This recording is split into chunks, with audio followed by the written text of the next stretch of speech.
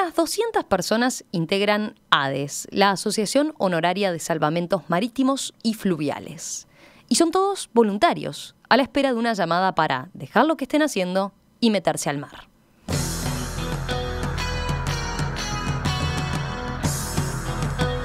Algunos días atrás, ADES recibió una donación de 2 embarcaciones desde Alemania, bautizadas con los nombres de un rescatista de esa nacionalidad muerto en su trabajo y de Pedro Gronardo, capitán de navío que jugó un papel importante y un rol fundamental en la fundación de Montevideo.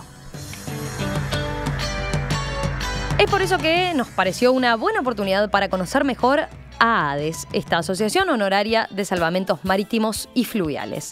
Para eso recibimos acá en estudios hoy a Daniel Baumann, su vicepresidente. ¿Qué tal? Buen día, un gusto saludarlo por acá. Un gusto.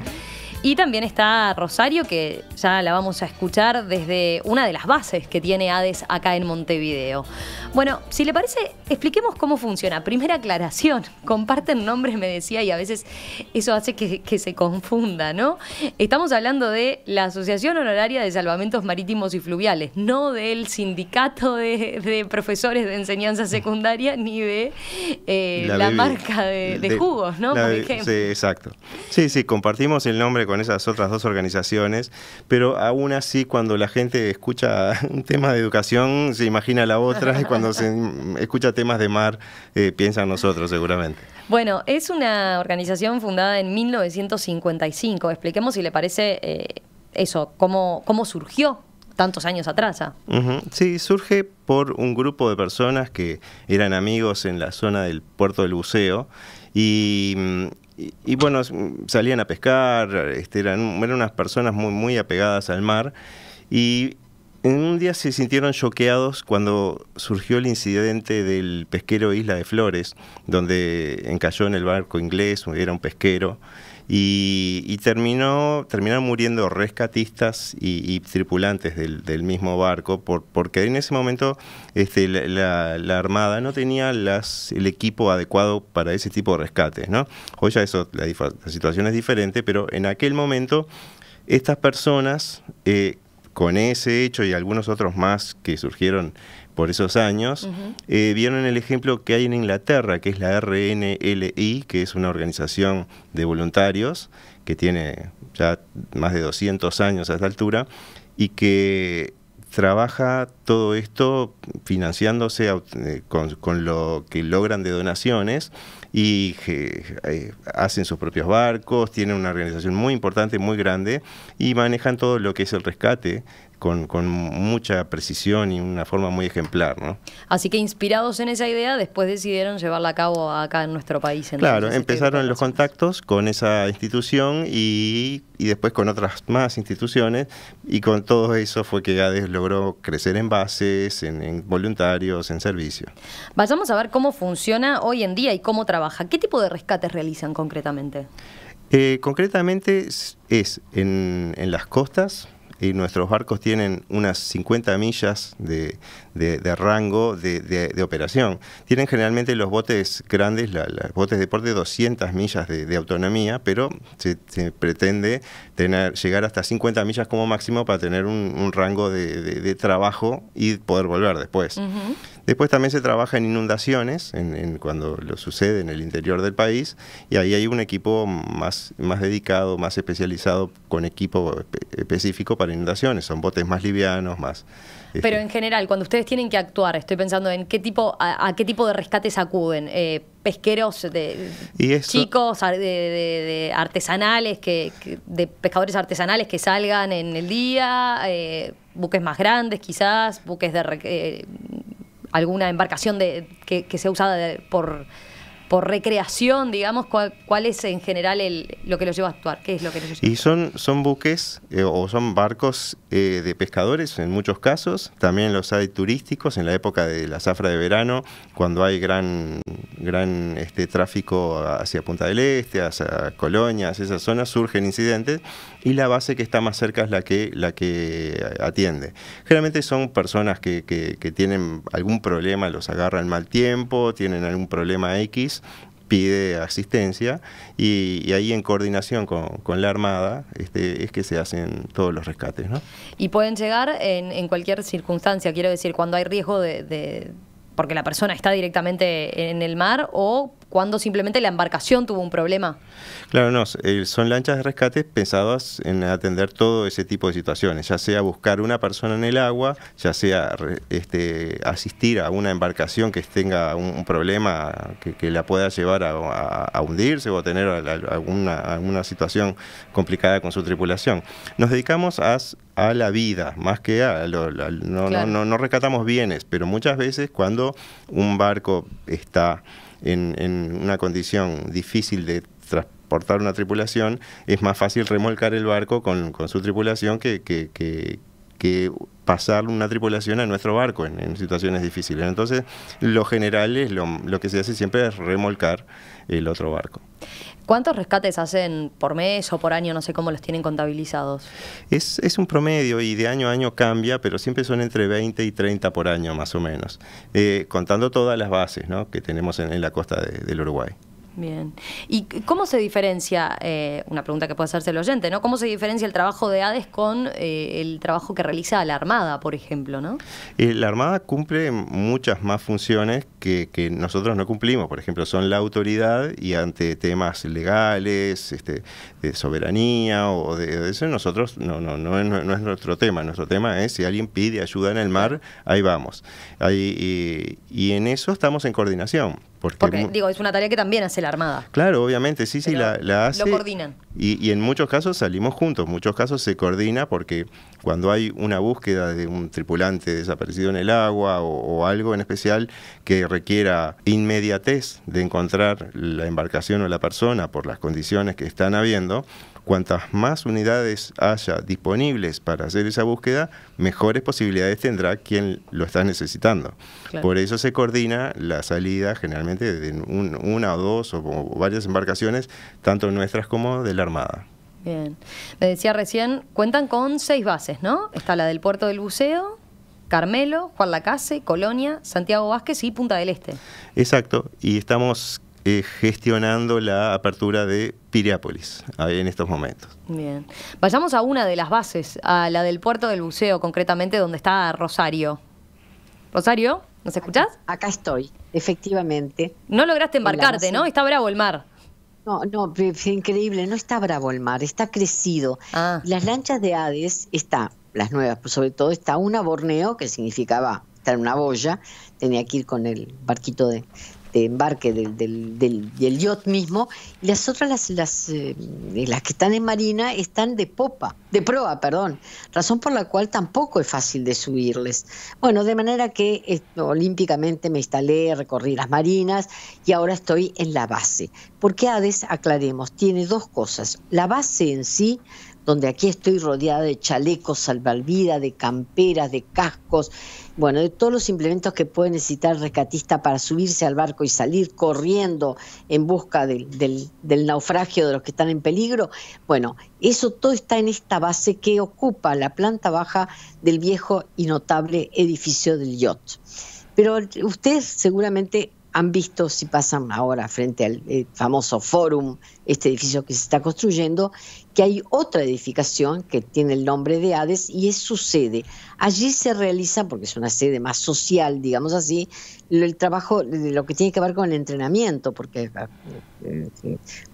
convengamos que tratándose de voluntarios hay gente que sí tiene experiencia de mar y otra que no la tiene. Por ejemplo, con quien estoy yo charlando ahora fue un piloto aéreo, imagínate, cambió de medio radicalmente, del aire se volvió al agua. Bueno, habrá tenido que pasar por el curso, pero hoy por hoy es uno de los voluntarios que se sube y está de guardia, precisamente por eso me recibe aquí. Pero aquí estamos entonces en el Puerto del Buceo, que tiene varias lanchas, no solamente estas características naranjas y azules que les pertenecen, que son las que salen en las peores condiciones de mar, porque son absolutamente estancas y pueden llevar 15 personas adentro, entre tripulantes, que por lo general son 3, y personas que sacan del agua. Pero además están los gomones que pueden ser estáticos, rígidos o no, pero son gomones al fin, y que bueno, aquí van descubierto flotando sobre el agua, pero también pueden intervenir en las inundaciones, me decían. De manera entonces que son mucho más rápidos, pero claro, no pueden enfrentar cualquier condición de mar. Así que tenemos los dos tipos de embarcaciones apostados aquí en la base del buceo, como sabemos que están en las otras 6 bases también los dos tipos de embarcaciones, de acuerdo a las necesidades que ofrezca el rescate a realizar. Bárbaro, Rosario, ahora volvemos contigo así, pero le sigo preguntando al vicepresidente Daniel Baumann, eso que describía Rosario, estos dos tipos de embarcaciones están presentes entonces en las 6 bases. ¿Y hay una de cada una? ¿Qué cantidad de unidades tienen por base? Sí, tenemos algunas más unidades todo tiempo de las lanchas grandes que de los gomones rápidos. Tenemos 6 gomones, pero uno en específico es para inundaciones. Así que en realidad algunas bases, hay solo 2 bases que no tienen un semirrígido rápido. Sí. Bien, y me decía, están por abrir ahora Piriápolis, o una nueva base en Piriápolis, que debido al movimiento, a la actividad que se registra allí, les pareció que era importante tener sede. Sí, porque ahí frente a Piriápolis hay una zona donde muchos barcos están esperando la entrada a puerto. Y en esa zona se han dado tripulantes caídos al agua y nos pareció un lugar importante, y dado el creciente tráfico, también estar presentes ahí donde hay una respuesta mucho más cercana a esa zona. ¿En Rocha qué pasa? ¿No tienen? En Rocha no tenemos, y quizás la casuística no indica que tengamos que poner una base ahí en corto plazo, digamos. Por eso optamos por acá, por Piriápolis. Una aclaración importante, todo se sustenta con donaciones, ¿no? Exactamente, sí, tenemos donaciones importantes, fijas, mensuales, que son vitales para nosotros, como ANCAP, que nos dona los combustibles. Tenemos el Estado uruguayo, que nos da un dinero cercano a los 100.000 pesos por mes, que para toda esta flota y todo el equipo que significa es totalmente insuficiente, pero con la ayuda de muchas más organizaciones, privados, que generalmente les pedimos donaciones puntuales. Se rompe un radar, pedimos ayuda para que alguien nos lo arregle de alguna. Y bueno, así vamos, pidiendo donaciones por cada cosa que estamos necesitando, y gracias a la sociedad uruguaya podemos seguir adelante porque nos apoya en buena medida, ¿no? Otra pata importante de ADES tiene que ver con el trabajo que hacen los voluntarios, ¿no? ¿Usted hace cuánto que está involucrado a ADES? 20 años más o menos. 20 años. Sí. ¿Cómo fue su ingreso? ¿Cómo se vuelve uno rescatista, como podría decir? Y yo creo que fue una experiencia cuando yo tenía 10, 11 años, que en un bote de mi familia pescando tuvimos un momento muy difícil que nos llevaba el viento norte, se nos había quedado el motor, el ancla garreaba, o sea que el barco no podía quedar ni quieto. Mi hermano y yo sacábamos agua del bote porque entraban las olas, y en un rato quizás de desesperación, ahí arrancó el motor finalmente y volvimos. Y desde ese día me quedé, de alguna forma, tengo que volver a eso, y no sé, algún psicólogo dirá por qué. Bueno, pero fue con final feliz eso, y no necesitó ni siquiera rescatistas, pero sí prendió el bichito de que había que hacer algo en ese sentido. Hoy en día son 200 personas, 200 voluntarios fijos, ¿no? Sí, eso es muy variable porque como el voluntario se integra, está al firme un tiempo, quizás tiene un problema familiar y tiene que alejarse un tiempo, es variable, pero sí, más o menos son unas 200 personas que están repartidas en esas 6 bases trabajando cada vez que se las llama, ¿no? También es una actividad honoraria la de los voluntarios, por supuesto.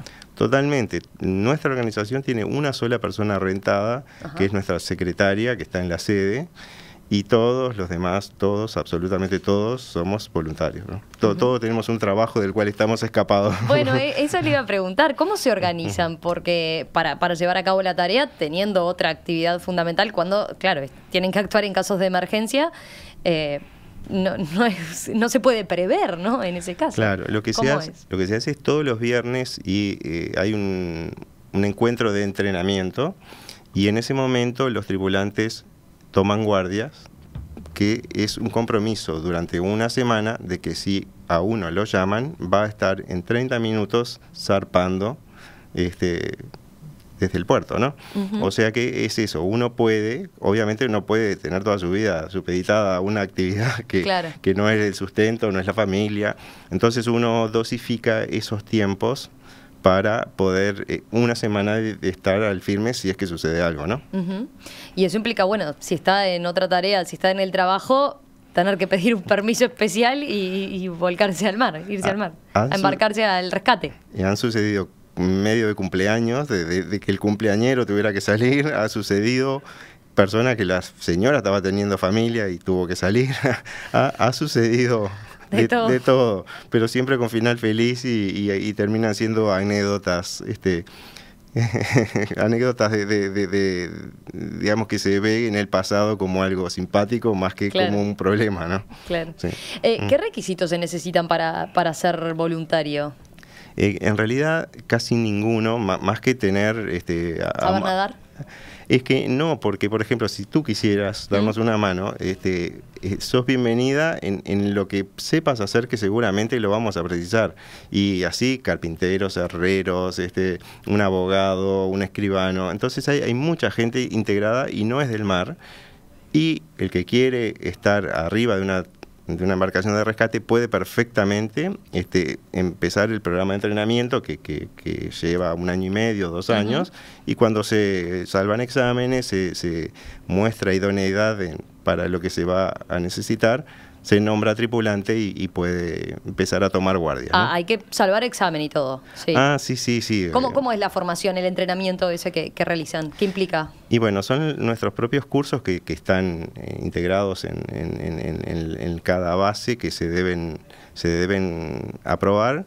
Después hay pruebas en el mar, durante mucho tiempo se empieza a salir en esos viernes de entrenamiento que te comentaba hace un rato, y ahí uno se empieza a conocer a la persona, como si está funcionando, se sale en condiciones más duras, a ver cómo reacciona, porque muchas veces hay personas que son buenos navegantes, pero quizás en esas condiciones tan duras, y en los barcos de rescate son horribles porque se mueven bastante, porque no son muy grandes, se mueven bastante violentamente, y entonces, bueno, hay gente que no se conoce en esas condiciones a sí mismo, y después ahí se entera, sirvo para esto, lo llevo bien, y otros que dicen, no es lo mío. No.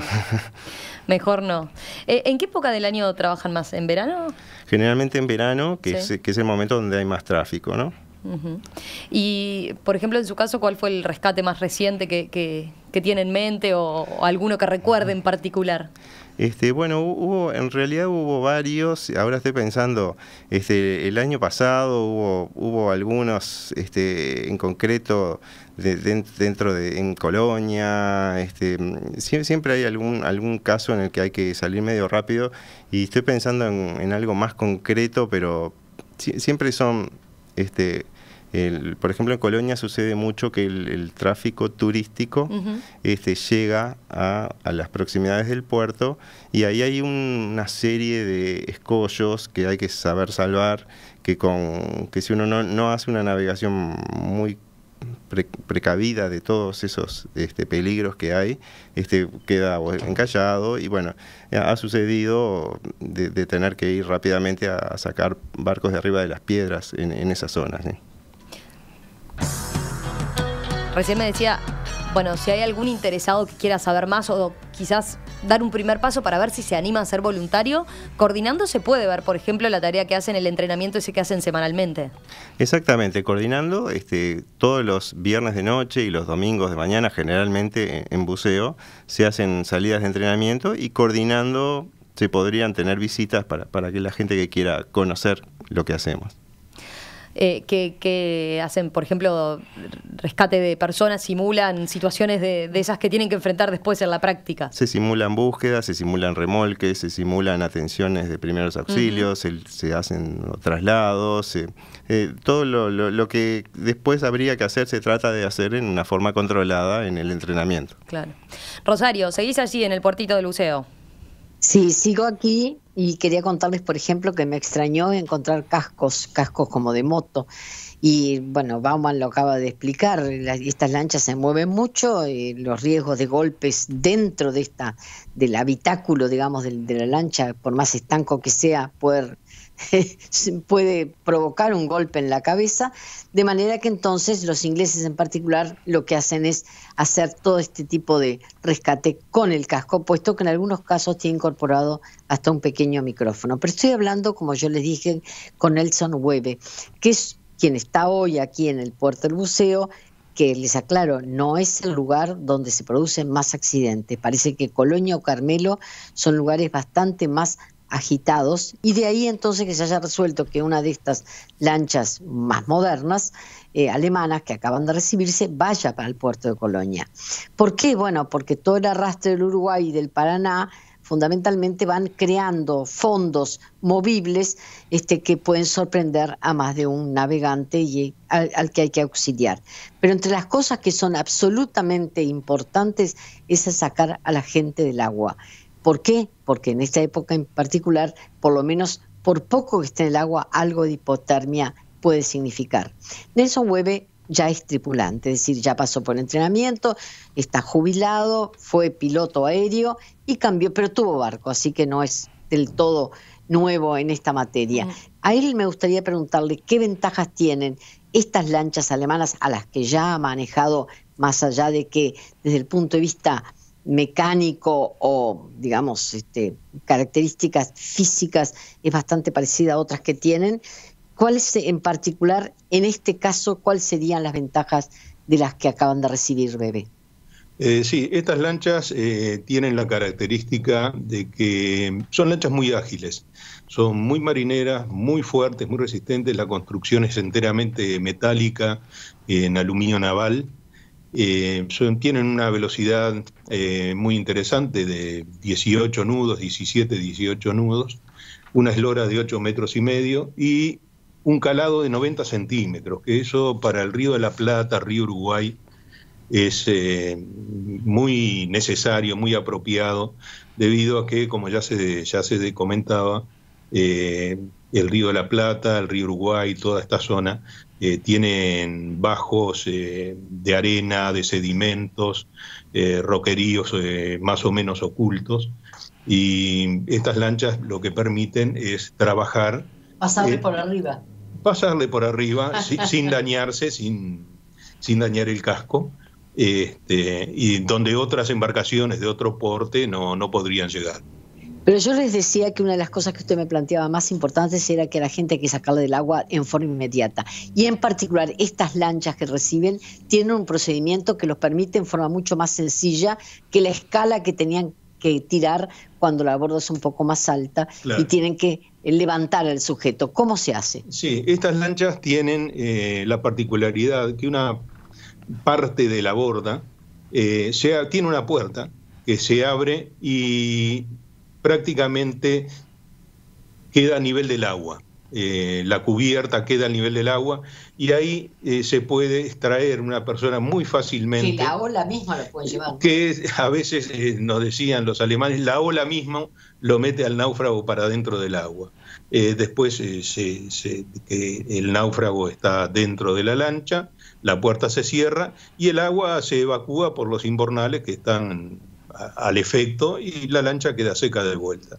Es decir, que no se produce hundimiento ninguno porque la lancha es estanca. Claro, el agua esa no entra en la lancha, queda en esa parte de la cubierta, no ingresa a la parte interna de la lancha y se evacúa rápidamente por los imbornales. Pero al quedar la cubierta por la apertura de la puerta prácticamente al nivel del agua, es muy fácil sacar con una persona sola, sin ayuda, al náufrago del agua e incorporarlo a la lancha.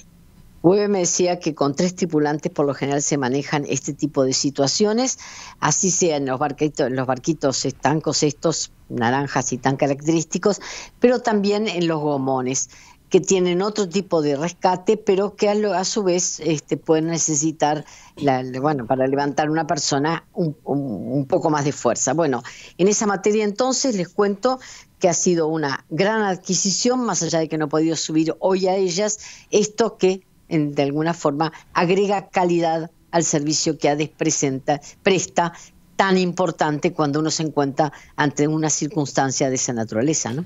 Claro. Bueno, Rosario, pero ya viste, te podés sumar a una de las jornadas de viernes o domingo si te quedaste con ganas, ¿eh? De entrenamiento, ¿qué te parece? Claro.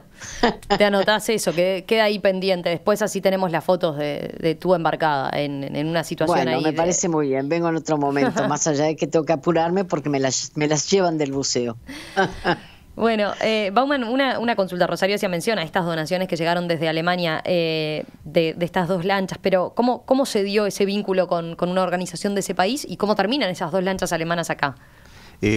Con la asociación alemana nos une una relación de largo tiempo y siempre muy buena, por suerte, nos hicieron notar que en lanchas donadas en el pasado, más anterior, más como 15 años atrás, notaron que nuestras lanchas se mantienen en servicio y cumpliendo la función para la cual fueron creadas. Y entonces eso realmente les da confianza de lo que han hecho y las donaciones al Uruguay, y hemos sido un país muy privilegiado por la Asociación Alemana para recibir donaciones. Y bueno, en este caso a través de la IMRF, que es una organización que nuclea este tipo de organizaciones, nos llega el aviso de que esas 2 lanchas estarían disponibles para ADES, y nosotros nos preguntaron si las queremos y bueno, dijimos que sí. Claro, les venían muy bien. Claro, son lanchas que tienen sus años, ¿no? 24 años tienen. Sí. Pero para funcionar y para lo que tenían ustedes, sirven. Son lanchas que durante varios años más, por lo menos 10 años más, van a estar en servicio mismo en Alemania, porque empezaron un recambio de estas lanchas por una nueva serie, pero no es que esta serie está caduca o no están funcionando, no, en Alemania estas mismas están y van a estar casi por 10 años más. Uno de los botes lleva el nombre de un voluntario alemán fallecido en los 90, ¿no? Exacto. En tareas de rescate. Exacto. Kassenknigge era el nombre de un voluntario de un crucero de rescate que perdió su vida en un accidente que le pegó un gancho de remolque en la cabeza y falleció instantáneamente. Y bueno, en base a saber que ese barco se llamaba así con ese nombre, en directiva decidimos mantener ese nombre para honrar a ese voluntario, y después, como una cosa trajo la otra, quisimos traer a un pariente de este fallecido para el bautismo. Y eso se logró con el apoyo de la embajada alemana, y trajimos al sobrino de Kassenknigge, que es una persona excelente, que nos acompañó y realmente se emocionó. La familia no lo podía creer, que a tanta distancia de Alemania y el norte de Alemania todavía, y acá se estuviera hablando de Kassenknigge, que era, bueno, que está la madre viva y todos sus hermanos. Fue emocionante para todos. Fue muy emotiva. Para nosotros también, sí. Claro, y el bautismo, como le llaman, tiene toda su celebración, ¿no? ¿Cómo fue esa jornada? La rotura de botella, la madrina, nos acompañó la banda de la Armada que hizo el toque de la Diana de Palleja, que es lo que se hace habitualmente cuando se bautiza un barco. Tuvo todo muy lindo. Salimos a navegar con una pequeña ofrenda floral, ¿no? Tirábamos pétalos desde varias embarcaciones. Fue una jornada impresionante, muy linda. Veía en la página web de ustedes, de la organización, que ustedes resaltan obviamente la tarea que tienen que cumplir y cómo están dispuestos los voluntarios, pero hacen una advertencia que es, bueno, siempre lo mejor es prevenir, ¿no? Y que no tengan que llegar a actuar ustedes. En ese sentido me gustaría poner especial énfasis o que nos comentara algunos de los aspectos que hay que tener en cuenta a la hora de salir a navegar y quizás que no están tan extendidos o no son tan conocidos por el resto de la gente, ¿no? Me refiero a lo que tiene que ver con el uso del chaleco, la comunicación, por ejemplo, que veía es fundamental para ustedes, ¿no? Claro, sí. En realidad, con seguir las reglas que existen en el país para hacer una actividad náutica, eso ya es casi completo para decir, bueno, uno no debería tener problemas o debería tener muchas chances ante un problema. Porque si uno está con un equipo de comunicación, está avisándole a la autoridad que salió, saben a la hora que uno va a volver, y así... Es una de las cosas que hay que tener en cuenta, ¿no? Avisar a qué hora se va a volver para que, bueno, si no se llega a esa hora, saber que pudo haber pasado algo. Exacto, sí, sí. Obviamente hay mucha gente que navega informalmente y se expone también a un riesgo, que si pasa algo y alguien no está enterado de que salió y que no volvió, va a demorar mucho hasta que alguien más lo note, y el tiempo en el agua que uno pueda estar en espera de un rescate a veces es crucial, ¿no? Y en el caso, por ejemplo, de estas épocas, está el tema de la hipotermia, ¿no? En caso de estar en el agua, ¿y qué resguardo se puede tener? Sí, la hipotermia en estos momentos depende mucho de cuán uno protegido esté en la condición que es. En invierno, si uno no está bien protegido, es menos de media hora cuando uno empieza ya a tener problemas para controlar el cuerpo y debe tener una asistencia anterior a ese tiempo, si no hay una muerte muy, muy, muy segura, ¿no? Claro. Y después, bueno, el resto del año es menos, pero siempre nuestras aguas están entre 22 y 15, 16 grados, lo que siempre es debajo de los 35, que es la temperatura corporal, que eso tiene que estar bien, ¿no? Uh-huh. Por último, si alguien quiere sumarse como voluntario o si quiere colaborar con ADES, ¿cuál es la mejor vía para hacerlo? Si se quiere colaborar con ADES, a través de nuestro teléfono 628-0999, ahí, bueno, en Secretaría están todas las opciones que se puedan tener, o en nuestra página web también están los contactos para poder, ya sea colaborar desde su trabajo, desde su... Ahí está, no necesariamente hay que embarcarse, puede colaborar desde otro punto de vista. Claro, con otra cosa. Desde el área que uno sabe, desde el área que uno maneja, o hay gente que colabora con dinero, bienvenido también, y es muy necesario. Casi toda persona tiene una forma, si tiene la voluntad, le gusta el mar y conoce nuestra obra y se sube a la causa, tiene una forma de colaborar. Y no es necesario adaptarse a mucho para poder hacerlo. Daniel Baumann, vicepresidente y vocero de ADES, la Asociación Honoraria de Salvamentos Marítimos y Fluviales. Gracias por estos minutos esta mañana aquí en Perspectiva. Y bueno, ya queda hecha después la invitación para Rosario. En cualquier momento nos sumamos, ella o yo, ahí a un entrenamiento entonces para verlo en el lugar. Bueno, bienvenidas entonces, las esperamos.